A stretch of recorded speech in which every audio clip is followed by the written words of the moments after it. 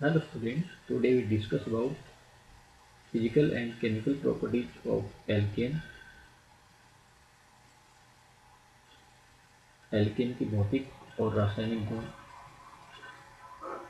निम्न alkene C1 से C4 गैसीय अवस्था में होते हैं तथा C5 से C17 तक के एल्केन रंगहीन गंधहीन द्रव्य होते हैं तथा C18 के बाद के ठोस अवस्था में होते हैं। एल्केन के कंपाउंड CH2 इकाई बढ़ने के साथ साथ बढ़ते जाते हैं। एल्केन अध्रुवीय होते हैं तथा जल में अविलेय एवं कार्बनिक विलायकों जैसे ईथर, क्लोरोफॉर्म, बेंजीन में विलय होते हैं।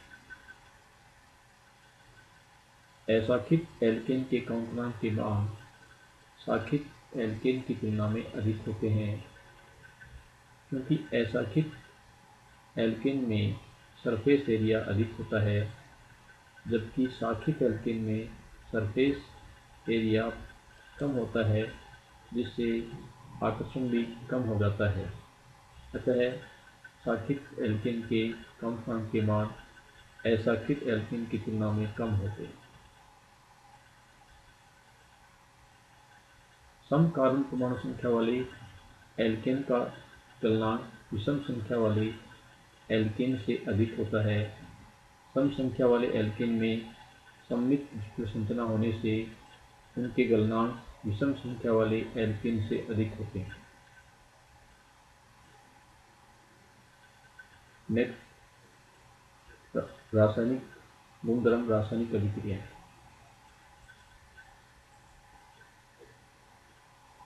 जब एल्केन को मंद सूर्य के प्रकाश की उपस्थिति में हैलोजन के साथ अभिक्रिया कराते हैं तब एल्केन का एक हाइड्रोजन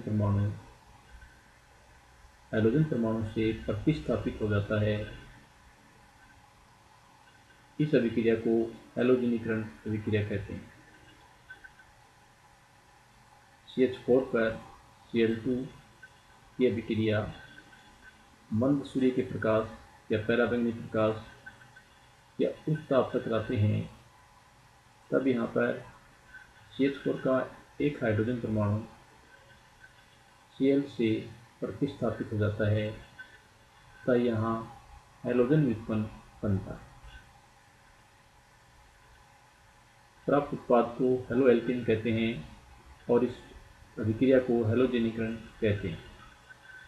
प्राथमिक द्वितीयक और तृतीयक हाइड्रोजन की क्रियाशीलता भिन्न भिन्न होने के कारण बनने वाले विभिन्न समावयवी उत्पाद की मात्रा भी भिन्न भिन्न होती है। प्राथमिक द्वितीयक और टर्शरी हाइड्रोजन की क्रियाशीलता क्रम निम्न प्रकार होता है: tertiary hydrogen less than secondary less than primary hydrogen. अतः टर्शरी तृतीयक हाइड्रोजन परमाणु की क्रियाशीलता अधिक होती है।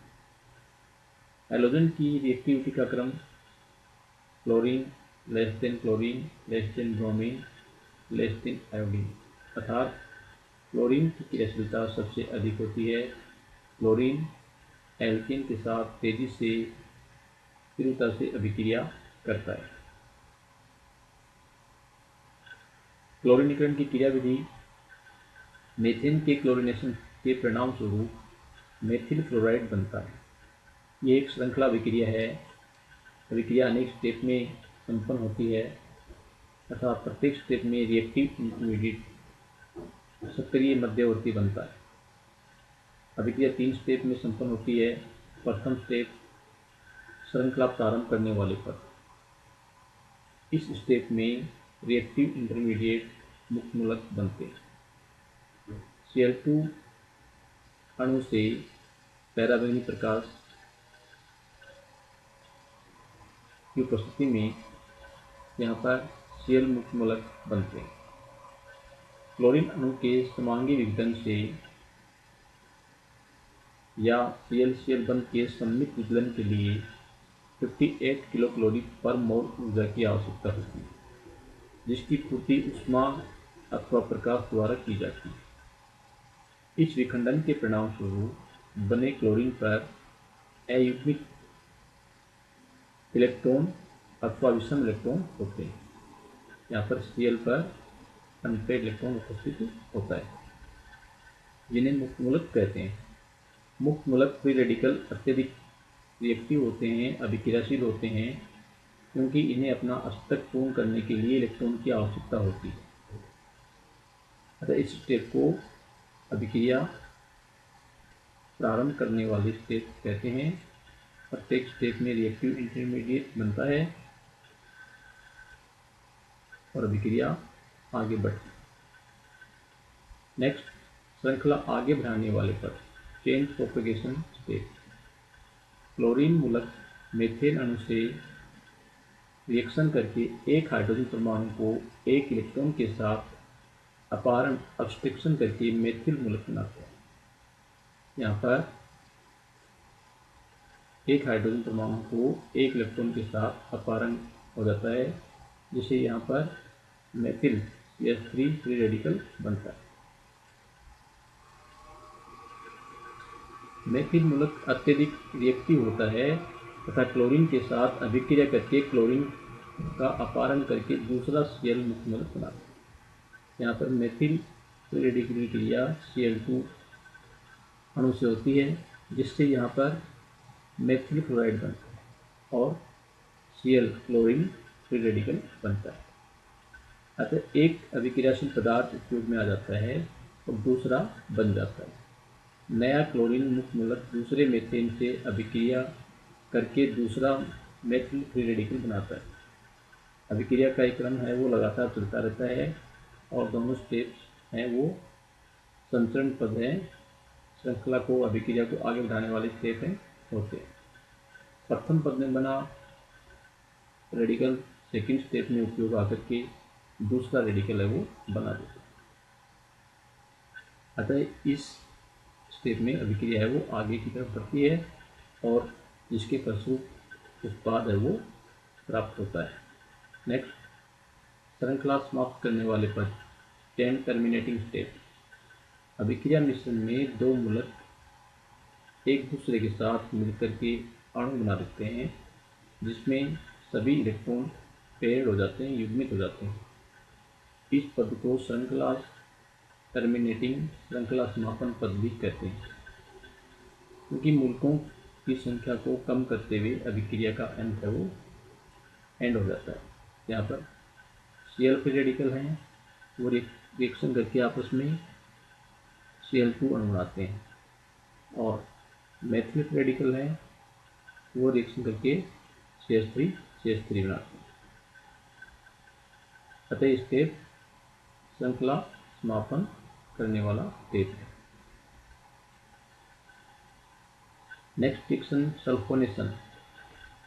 इसमें एक हाइड्रोजन सल्फोनिक अम्ल समूह SO3H द्वारा प्रतिस्थापित हो जाती है। प्रतिस्थापन क्रम है वो tertiary less than secondary less than primary होता है। ये अभिक्रिया एल्केन को सदूम सल्फ्यूरिक अम्ल के साथ गर्म करके की जाती है। जब एल्केन की अभिक्रिया फ्रोमिन सदूम सल्फ्यूरिक एसिड के साथ करते हैं, तब एक हाइड्रोजन का प्रतिस्थापन है वह SO3H समूह द्वारा हो जाता है। यहाँ पर H जो है इसका प्रतिस्थापन SO3H समूह द्वारा हो जाता है। इसे सल्फोनेशन, सल्फोनीकरण अभिक्रिया कहते हैं। नेक्स्ट, समावयवता।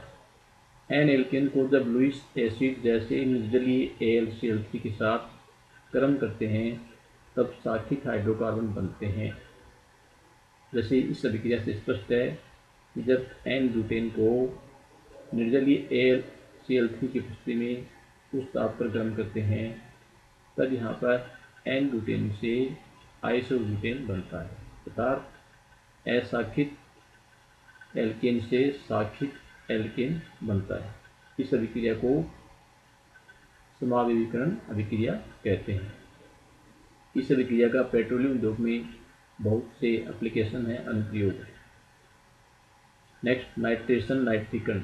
उस ताप पर HNO3 की वाष्प अवस्था में एल्केन के साथ क्रिया कराने पर एक हाइड्रोजन की नाइट्रो समूह द्वारा प्रतिस्थापन हो जाता है जब यहाँ देख रहे हैं एल्केन जो है उसको उस ताप पर 400 से 500 डिग्री सेल्सियस पर जब HNO3 की वाष्प से रिएक्शन कराते हैं तब यहाँ पर H जो समूह है वो NO2 समूह द्वारा प्रतिस्थापित हो जाता है।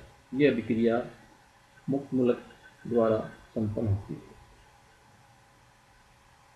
जब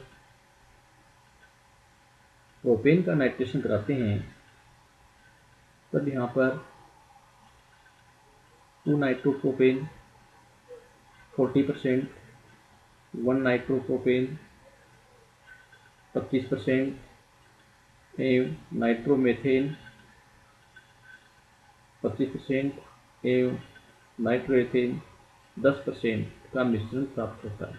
अर्थात जब एल्केन का नाइट्रेशन किया जाता है तो सभी संभावित समावयवों का मिश्रण जिनमें कम कार्बन परमाणु के नाइट्रोएल्केन भी सम्मिलित होते हैं बनते हैं।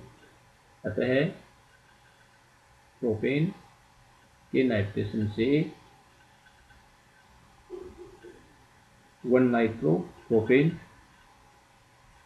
25%, 2 नाइट्रोप्रोपेन 40% एवं नाइट्रोमेथेन 25% तथा नाइट्रोएथेन 10% का मिश्रण प्राप्त होता है। नेक्स्ट, पायरोलाइसिस ताप अपघटन। इस अभिक्रिया में यौगिक को ताप के द्वारा अपघटित किया जाता है। एल्केन को जब उस ताप के गर्म करते हैं तो उसका अपघटन हो जाता है और पेट्रोलियम में एल्केन के ताप अपघटन को भंजन कहते हैं, क्रैकिंग कहते हैं। निम्न एल्केन अपघटित होकर के कार्बन तथा हाइड्रोजन देते हैं जबकि उच्च एल्केन निम्न एल्केन और एल्केन का मिश्रण देते हैं। जब प्रोपेन जो है इसको उस ताप पर गर्म करते हैं तब इसका अपघटन हो जाता है और यहाँ पर propene plus ethene plus CH4 plus H2 का मिश्रण बनता है। इस अभिक्रिया को ताप अपघटन पायरोलाइसिस से कहते हैं। नेक्स्ट, विहाइड्रोजनीकरण या एरोमेटिकरण। एल्केन के चक्रीकरण से उच्च एल्केन की वाष्प को उच्च ताप पर उत्प्रेरक जैसे मोलिब्डेनम, वनेडियम, टाइटेनियम और एल्यूमिना पर से प्रभावित करते हैं तब एल्केन विहाइड्रोजनीकृत होकर बेंजीन एरोमेटिक यौगिक बनाते हैं। अर्थात जब N-हेक्सेन है उसको उस ताप पर catalyst alumina, molybdenum, vanadium, titanium की उपस्थिति में गर्म करते हैं तब यहाँ पर बेंजीन एरोमेटिक यौगिक बनता है।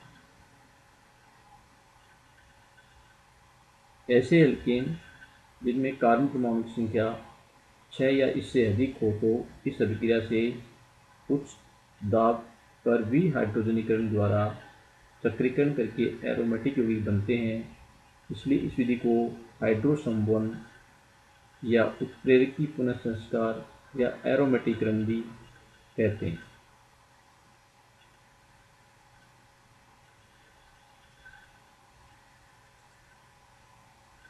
Thank you.